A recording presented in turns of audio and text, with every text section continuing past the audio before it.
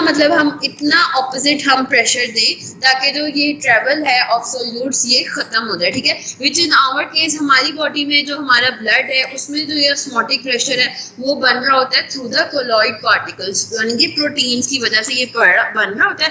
And it is 25 millimetre of mercury, ठीक है। ये एक स्टैंडर्ड वैल्यू है। अच्छा, अब नेक्स्ट थोड़ी सी टर्म्स आ जाती हैं। मोल, आप लोगों ने एफएससी में पढ़ा होगा।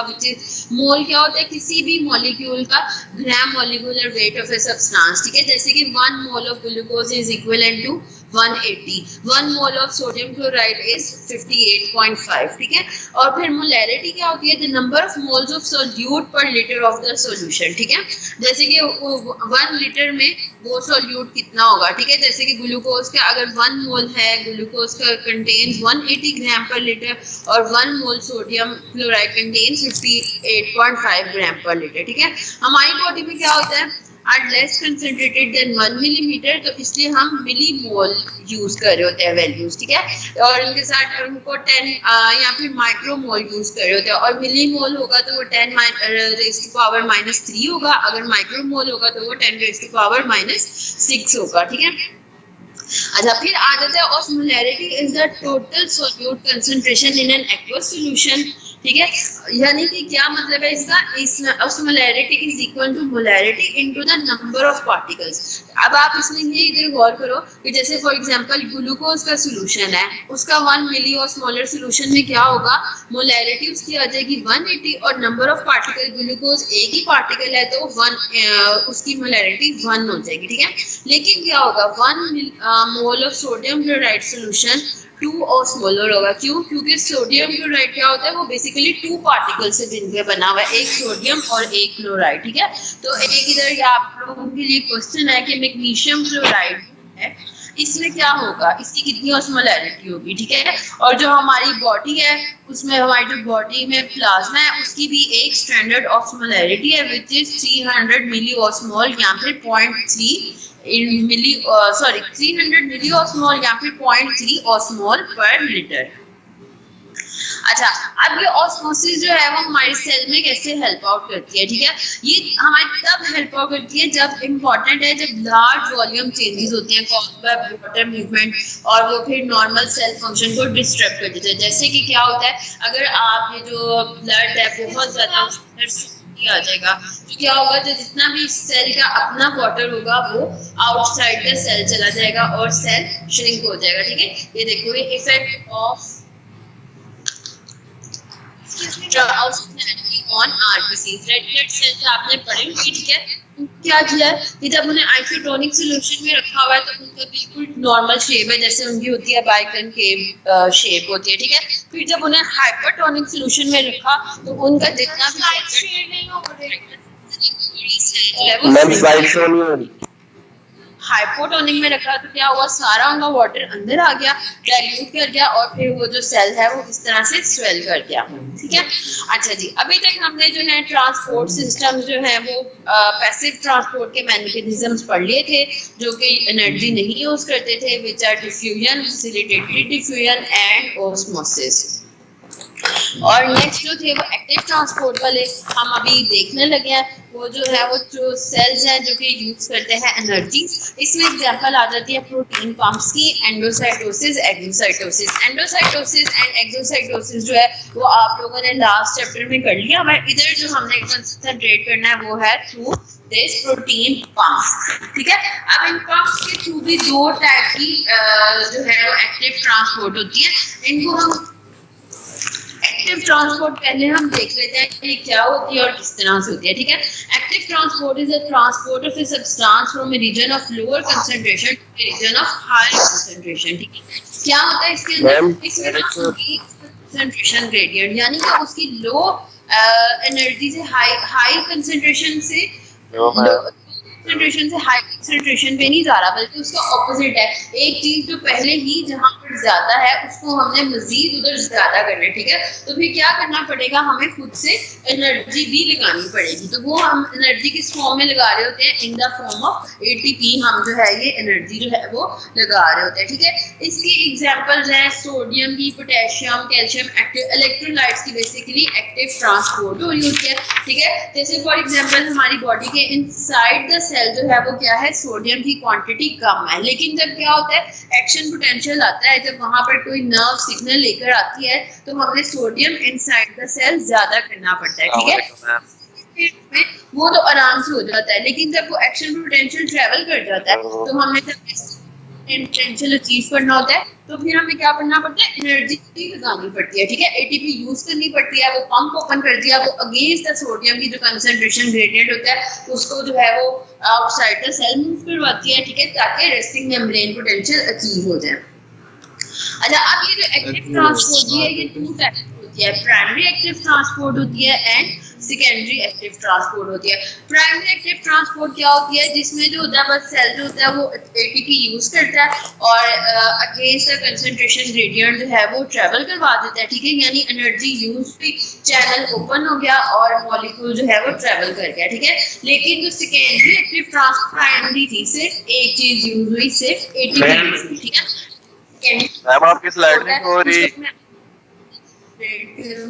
उसमें अभी के लिए बस आप इसको डिफरेंशिएट करने के लिए याद रख लो, उसमें एक तो एटीपी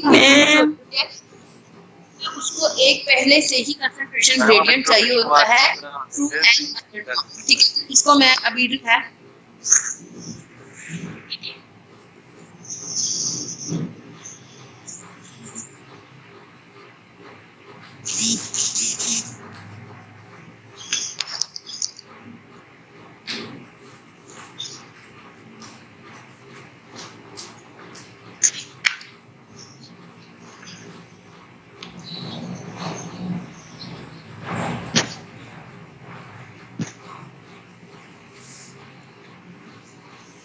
बेटा स्लाइड हो रही है मैम आपको मैम आपको ये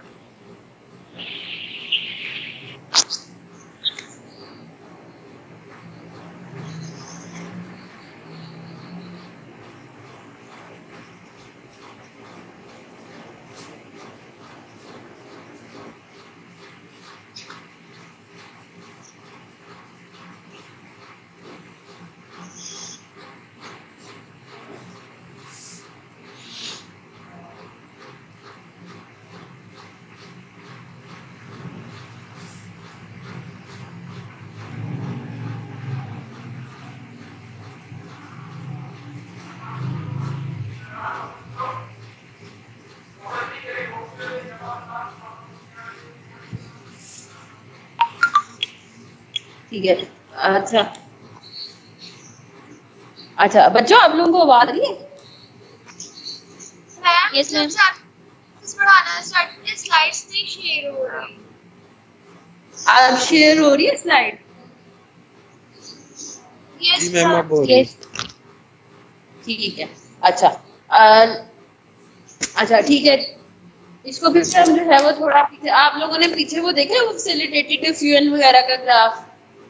इसमें वो देखिए, उसके बाद तो कुछ भी नजर नहीं आया। यस अच्छा ठीक है, चलो अभी जो है यहाँ से जो है वो हम अब करने लगे हैं एक्टिव ट्रांसपोर्ट, ठीक है, जिसमें मैंने आपको बताया endocytosis, exocytosis and transport through protein pumps आ जाता है, ठीक है। एंडोसाइटोसिस और एक्सोसाइटोसिस आप लोग पहले पढ़ चुके हो। हमारा जो कंसंट्रेशन है we have to do active transport mechanism, ठीक है। एक्टिव ट्रांसपोर्ट जैसे कि नाम से आपको पता है कुछ चीज एक्टिवली ट्रांसपोर्ट हो रही है, ठीक है, यानी कि उसमें क्या लग रहा है, एनर्जी यूज हो रही है, which will be use in the form of ATP, ठीक है। और इसमें एक और इम्पोर्टेंट क्या बात है, इसमें region of lower concentration to region of higher concentration जो है वो सब्सटेंस ट्रांसपोर्ट हो रहा होता है। तो फिर क्या होता है कि खुद से हमें एनर्जी भी लगानी होती है, ठीक है। इसकी एग्जांपल्स में आ जाता है sodium potassium pump, calcium pump and potassium hydrogen pump, ठीक है। अच्छा, अब इसकी जो एक्टिव ट्रांसपोर्ट है उसकी आगे से फर्दर टू टाइप्स हैं, primary active transport and secondary active transport, ठीक है। ये इधर मैं लिखना भूल गई हूँ, इसके साथ यहाँ पर ना मुझे प्राइमरी एक्टिव ट्रांसपोर्ट लिखना चाहिए था, ठीक है। आप जो है ये जो अभी मैं ट्रांसपोर्ट सिस्टम पढ़ा हूँ इसको याद रखो कि it is primary active transport, ठीक है। इसमें बेसिकली क्या होता है, cells can't rely solely on the passive movements of substance across their membranes. In many instances, it is necessary for them to move substance their concentration gradient or chemical gradient to maintain the appropriate concentration inside the cell or the organelle, ठीक है। Basically वही बात है मैंने आपको बताया, जब एक दफ़ा इसमें एग्जांपल आ जाती है जो कि अभी इंशाल्लाह हम लोग जो नेक्स्ट टाइम पढ़ेंगे वो है रेस्टिंग मेम्ब्रेन पोटेंशियल की। जब एक एक्शन पोटेंशियल अचीव हो जाता है तो क्या होता है, सेल के इनसाइड सोडियम बहुत ज़्यादा हो जाता है, ठीक है, और आउटसाइड भी सोडियम वैसे ही ज़्यादा होता है, ठीक है।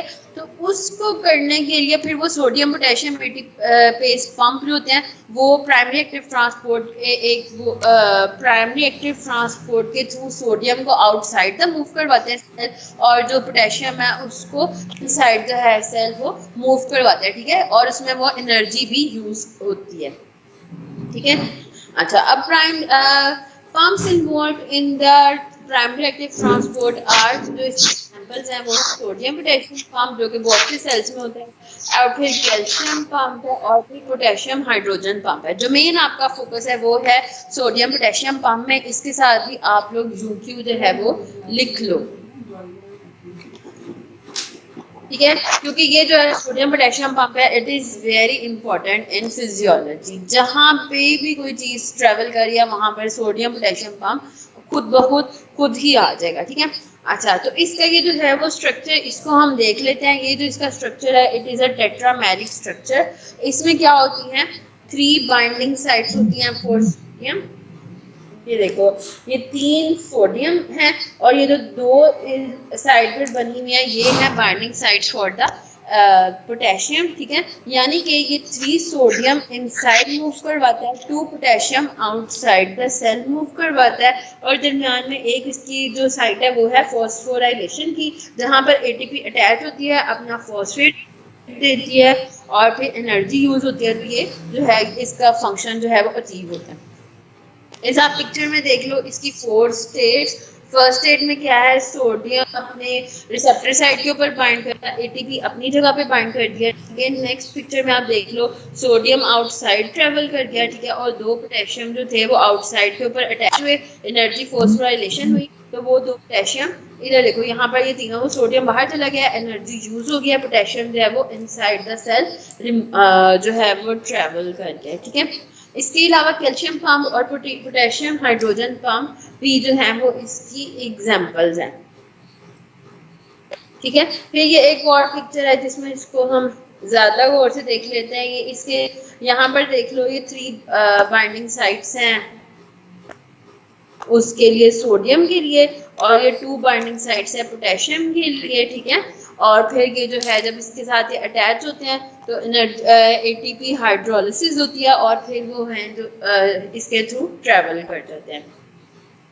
फिर आ जाते हैं calcium pump which is present in the sarcoplasmic reticulum of the muscle cells. आपको याद होगा कि जब वो स्लाइडिंग फिलामेंट मॉडल आप लोगों ने पढ़ा था तो उसमें क्या होता था, सबसे पहले कैल्शियम जो है वो आगे बाइंड करता था ट्रोपोमायोसिन के साथ, ठीक है। तो वो calcium inside the muscle cells कहाँ से आता था, वो थ्रू दिस कैल्शियम पंप आता था, ठीक है, जो कि सार्कोप्लाज्मिक रेटिकुलम जो है वहाँ से कैल्शियम निकलता था, ठीक है। तो वो भी इसकी कंसंट्रेशन बिलो, इसकी बहुत ज़्यादा इंट्रासेलुलर आयनिक कंसंट्रेशन 0.1 मिलीमोल होती है, ठीक है। और the direction is from cytoplasm to the extracellular fluid, ठीक है। तो साइटोप्लाज्म जो है उसके अंदर कैल्शियम बहुत कम होता है, लेकिन सार्कोप्लाज्मिक रेटिकुलम के अंदर बहुत ज़्यादा होता है। तो उसको मज़ीद ज़्यादा कैल्शियम देने के लिए ताकि उसको हेल्प आउट हो ड्यूरिंग मसल कॉन्ट्रैक्शन, फिर वो कैल्शियम पंप जो होता है वो होता है by the help of active transport with the expenditure of energy, ठीक है। अच्छा, अब ये जो है ये बहुत इंपॉर्टेंट है, वो आपसे पूछ लेते हैं कि what is the importance of sodium potassium pump. आप जैसे जैसे पढ़ते जाओगे ये वाला यूनिट आपको मजीद क्लियर होता जाएगा कि सोडियम पोटेशियम पंप की इंपॉर्टेंस क्या क्या है, ठीक है। सबसे पहले तो क्या है मैंने आपको बताया कि it is responsible for maintaining the high potassium and low potassium low sodium concentration inside the cell, ठीक है। इसकी इलेक्ट्रिकल इंपॉर्टेंस भी है। इलेक्ट्रिकल इंपॉर्टेंस ये है कि ये हेल्प आउट कर रहा होता है in the maintenance of the resting membrane potential. How it is helping in the maintenance of the resting membrane potential? By keeping low sodium inside the cell and high potassium inside the cell, ठीक है। फिर intracellular negativity भी चाहिए होती है for the maintenance of resting membrane potential, ठीक है। और वो ये भी ये अचीव कर रहा होता है, ठीक है। फिर क्या होता है आपको पता है, सोडियम जो है वो ज़रा ज़्यादा बड़ा मॉलिक्यूल है as compare to the potassium, ठीक है। तो जब भी सोडियम अंदर आएगा उसके साथ साथ क्या होगा, वाटर भी ट्रेवल करेगा, ठीक है। तो ये जो सोडियम पोटेशियम पंप है कि सोडियम को बाहर रख के सेल को ब्लड वॉल्यूम यूज कर है कम करने की कोशिश कर रहा होता है ताकि वो जो सेल है वो स्वेल ना कर जाए, ठीक है। यानी इसकी electrical property maintenance of electric current भी प्रॉपर्टी हो गई, मेंटेनेंस ऑफ सेल वॉल्यूम भी प्रॉपर्टी हो गई, और फिर ये एक्टिव होता है एज अ कैरियर। ये कैरियर के थ्रू पे कैसे एक्टिवेट होता है ये मैं अभी आपको नेक्स्ट जो है वो उसमें एक्सप्लेन करती हूँ, ठीक है। अच्छा, अब फिर वही बात है, थोड़ी सी रिवीजन ही है कि primary active transport is a transport of a substance uphill using energy which is ATP hydrolysis. It causes a conformational change that results in the transport of a substance, ठीक है। इट इज रिस्पॉन्सिबल फॉर, और ये वही उसके साथ भी जो है उसकी रेपिटेशन है of the importance of sodium potassium ATPase pump। जो सोडियम पोटेशियम ATPase pump है इसकी आपको डायग्राम भी ड्रॉ होने के लिए आ जाती है। इसका स्ट्रक्चर, इसके ऊपर right a note on sodium potassium ATPase pump, या इसके फंक्शंस जो हैं वो भी आप लोगों से पूछे जाते हैं, ठीक है। तो ये जो है ये एक इम्पॉर्टेंट यूक्यू है। जो नेक्स्ट हमारा ट्रांसपोर्ट सिस्टम है वो है जी secondary active transport, which is a transport of a substance against a concentration gradient. लेकिन क्या होता है इसमें हमें दो चीजें चाहिए होती हैं, involving energy to establish a gradient across the cell membrane. फिर ठीक है, एक तो क्या हुआ, एक ग्रेडियंट जो है वो क्रॉस द सेल मेम्ब्रेन हमें हो गया, utilises the gradient to transport a molecule of interest up its concentration gradient, ठीक है। दो चीजें चाहिए, एक तो इसमें एनर्जी भी चाहिए, दूसरा इसको एक कंसंट्रेशन ग्रेडियंट भी चाहिए। इसने ट्रैवल इसने भी अगेंस्ट द कंसंट्रेशन ग्रेडियंट ही चाहिए, लेकिन ये एक और पंप का बनाया हुआ, एक और मॉलिक्यूल का बनाया हुआ कंसंट्रेशन ग्रेडियंट यूज कर लेता है, ठीक है, और उसको थ्रू फिर अपना उससे फायदा उठा लेता है। इसीलिए इसको हम सेकेंडरी एक्टिव ट्रांसपोर्ट कहते हैं। क्यों? क्योंकि पहले प्राइमरी एक्टिव ट्रांसपोर्ट एक for example primary active transport हुई सोडियम पोटेशियम एटीपेज पंप की। सोडियम क्योंकि सेल के अंदर कम था और वो कैसे अचीव हुआ था उस सोडियम पोटेशियम एटीपेज पंप से। अब सोडियम, तो इस सोडियम को की low concentration inside the cell को यूज किया किसी और मॉलिक्यूल ने, फॉर एग्जांपल ग्लूकोज ने, और फिर वो इनसाइड द सेल मूव कर गया। इसके अभी नेक्स्ट जो है ना वो एग्जांपल से ये ज्यादा आपको क्लियर हो जाएगा, ठीक है। अब जो ये सेकेंडरी एक्टिव ट्रांसपोर्ट होती है ये टू टाइप्स की होती है, सिम्पोर्ट, एंटीपोर्ट। इसको सिम्पोर्ट को हम को ट्रांसपोर्ट भी कहते हैं, यानी कि वो जो दूसरा मॉलिक्यूल ट्रेवल कर रहा है वो सेम डायरेक्शन में ट्रेवल कर रहा होगा, अपने जो मॉलिक्यूल जिसको वो यूज कर रहा है उसी की डायरेक्शन में वो मूव कर रहा है, ठीक है। यहाँ पे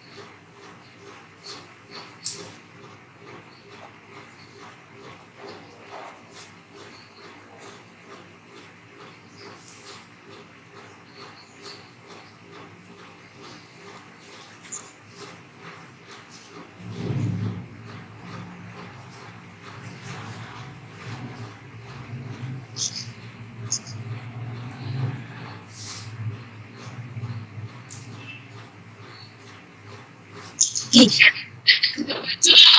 स्क्रीन शेयर होगी। Yes ma'am.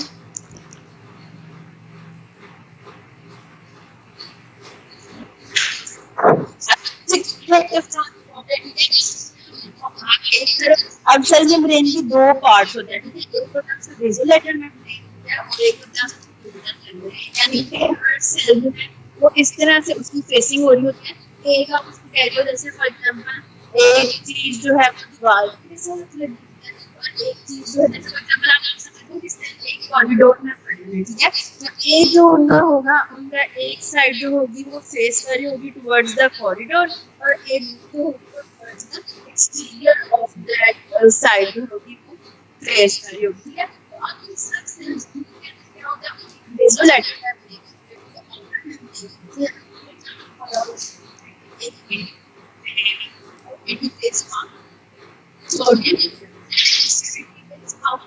जिसका क्या काम होता है एनर्जी यूज करना होता है, ठीक है। होता है सोडियम इनसाइड द सेल और कैल्शियम हो जाता है, ठीक है। अब इससे क्या होता है, इस वजह से क्या होता है कि और जो प्रोटीन पंप्स इस चीज को यूज कर रहे होते हैं और अपने ठीक है। अब थोड़ी सा ये देखिए नेक्स्ट है एग्जांपल है जो क्या कर रहा है अब उसके साथ सोडियम ऐड होता है, उसमें अपना मैट्रिक्स जिसकी वजह से ये चीजें जो है वो इनसाइड द सेल ट्रैवल करती है, ठीक है। ऐसे जैसे इम्पोर्ट नहीं हुआ ये सोडियम का ये चीजें अलग हो जाएंगे, सोडियम को डिनेट कर रहे हैं, तो ये क्या करेगा इसके साथ वो मॉलिक्यूल भी इनसाइड द सेल आ गया और साथ ही सोडियम इनसाइड द सेल आ गया। लेकिन क्या हुआ, जैसे ही सोडियम इनसाइड द सेल जाता उसको देखा फॉरन इसको outside the cell towards the basolateral side of the cell membrane ठीक है। तो इस वजह से क्या हुआ, वो फिर से कंसंट्रेशन ग्रेडियंट बन गया सोडियम का। तो ये सिर्फ कोड वाला चैनल था, ये फिर से एक्टिवेट हो गया और इससे ठीक है। अब नेक्स्ट है एंटीपोड सिस्टम। इस एंटीपोड सिस्टम ने भी इसी को जो है यूज किया, इस कंसंट्रेशन ग्रेडियंट को, जो कि किसी और पंप के थ्रू, ठीक है, सोडियम पोटेशियमेटिक बेस पंप ने बनाई, ठीक है। और उसने क्या किया, उसने फिर एक और मॉलिक्यूल को, ये जो ये रेड कंट्रोल है, ये सोडियम, इसने क्या किया, सोडियम पोटेशियमेटिक बेस पंप अभी एक्टिव नहीं हुआ, सोडियम अंदर से आता है, ठीक है। उसने इसको यूज कर लिया। आगे इसमें करने क्या हो रहा है कि सोडियम आउटसाइड द सेल जाता है। जब सोडियम इसके साथ बाइंड किया तो कोई जो चीज है ट्रैवल आउटसाइड होना चाहती है सोडियम इनसाइड आ गया और ये आउटसाइड चला गया और जो इनसाइड सोडियम जाता था उसने सोडियम बेस को अटैक किया और दोबारा से कम करने की इनसाइड द सेल कोशिश की, ठीक है। इस तरह से ये इनका सिस्टम है। अभी एग्जांपल्स देखते हैं। अच्छा, फिर हमें चाहिए carriers as a transport proteins that binds enzymes and other molecules and initiate their communication moving the wire from one side of the cell membrane to the other, ठीक है। और ये तो बेसिकली मैंने बताया सिंकोड एंटीकोड किस वजह से बन रही है, because of the type of the carrier. अगर कोई सिंकोड होगा तो क्या होगा, सिंगल एक्सिस में आगे का मॉलिक्यूल इसको अगर एक्टिव होगा एक को इनसाइड दूसरे को आउटसाइड तो आ देगा, ठीक है। और दूसरी कोटर के आगे वो जो पहले चैनल चेंज पड़े जो कि उसने कोई कैरियर एक और हमारे पास आया मुझे माय गार्डन साइड बाइंड किया और अंदर देख लिया तो क्या है सिसिफिकेटेड सुनन, ठीक है। अच्छा, अब हम देख लेते हैं simple com transport simple secondary secondary code transport कैसे आप इसको ट्रांसपोर्ट भी कैसे, ठीक है। आज आपको क्वेश्चन दे रहे हैं right on board the secondary active transport and its types, ठीक है। तो आप इस दो टाइप को देखोगे और एक ही होगे कोड ट्रांसपोर्ट कॉम ट्रांसपोर्ट और साथ में ट्रांसपोर्ट और कोड देखोगे। इन बार में फिर इसके साथ साथ इंपॉर्टेंट इसलिए कोड क्योंकि एक दफा वो आपस आपसे वाइवा में क्वेश्चन कर लेते हैं कि what is important, Simple transport system is the transport of two substances using the different concentration rated developed by the regulator of transport. Substances are moving in the same direction. Example is the transport of a plant and glucose in the renal system. ठीक है? अब आप ये देखो renal physiology second year में होगी तो वहाँ पर आपको देखोगे ये जो बेसिकली renal cells है जिनका काम क्या होता है ग्लूकोज जो एक्सक्रीट होगी चीज आइए फ्रॉम द नेफ्रॉन उसमें से यूजफुल अमीनो एसिड और ग्लूकोज को वापस अंदर डालती है ठीक है अभी जरा देखिए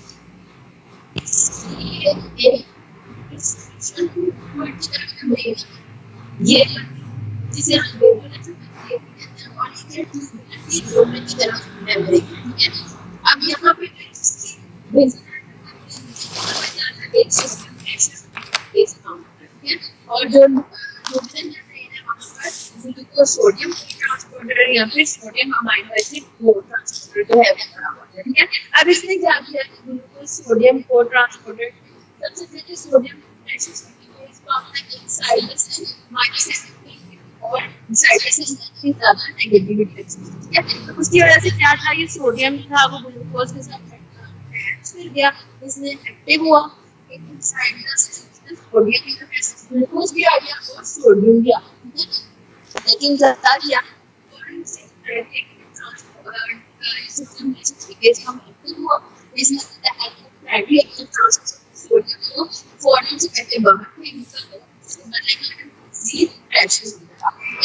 और एक साइड द सेल मेंटेन हो गई तो ये वाला भी सिंक होता है तो सोडियम वाला ये भी वापस फंक्शन करने लगता है और ये ग्लूकोज और जो माइक्रोसिस है वो अपने चेस्ट प्रोटीन्स ट्रैवल करते हैं ताकि भी कंसंट्रेशन रेट बढ़ा देंगे बहुत ज्यादा डिफरेंट आए और इनको भी ट्रैवल करने में मदद होती है ठीक है इसकी जो एग्जांपल है is an example of counter transport या फिर एंटी फोर्स एक्टिव ट्रांसपोर्ट है ठीक है इसमें भी ऐसी एक फंक्शन है वो ट्रैवल करके बना के रखा हुआ है ठीक है अब इसमें क्या होगा इसमें जो है सोडियम हाइड्रोजन एक्सचेंज जो कि क्या करता है सोडियम अंदर जाता है इसकी वजह से हाइड्रोजन आयन हाइड्रोजन बेसिकली क्या होता है चार्ज आयंस होते हैं that are very harmful for our body ठीक है हमने पहले तो एक्सक्रीट भी हो रहे होते हैं मजीद एक्सक्रीट भी करवाना होता है इनटू द यूरिन तो उसके लिए अल्लाह ताला ने इन द रिनल सिस्टम में सोडियम हाइड्रोजन एक्सचेंजर बनाए हैं ठीक है ताकि बाहर चले जाए इसकी वजह से वो सोडियम अंदर आएगा उसको सोडियम एसिड बेस फैक्टर है वो बैलेंस कर देगा ठीक है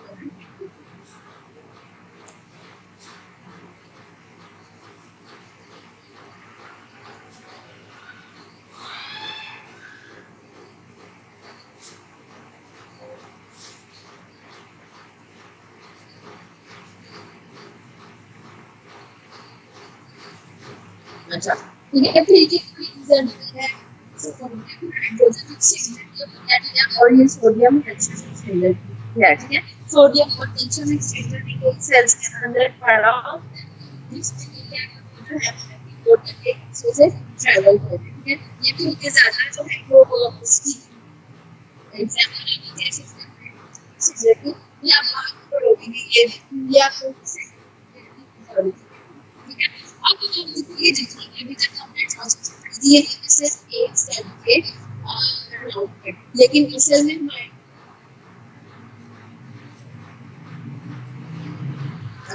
बेटे आवाज में शायद की वजह से हो रहा है बस अभी हम इधर ये कंप्लीट करेंगे लास्ट टॉपिक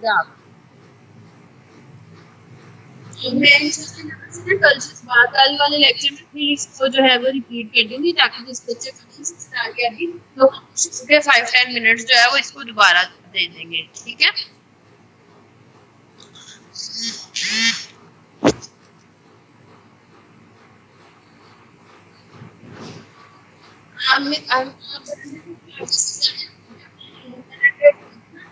लोगों को जो है ना ये स्लाइड्स भी शेयर कर दूं ताकि आप लोगों को जो है वो हेल्प आउट हो जाए ठीक है मैंने स्लाइड बनाई है मैंने गाइडेंस अभी तक पढ़े जब मैं दूसरी बुक से बताऊंगी मैं आप लोगों को सारी स्लाइड्स भी दे दूंगी ठीक है लेकिन ये क्या है इसमें बेसिकली क्या है मैंने एक दो वर्ड स्लाइड्स पे लिखे हुए हैं ना आप लोगों ने ब्राइटन का सारा टेक्स्ट करना है, बस ये है कि ये जो डायग्राम है इनको आप जरूर साथ देख लो, क्योंकि इतनी ज्यादा डायग्राम जो है ब्राइटन में नहीं बनी हुई है, तो अगर आपको कहीं समझ नहीं आ रही हो तो ये these diagrams will aid you in learning. ठीक है?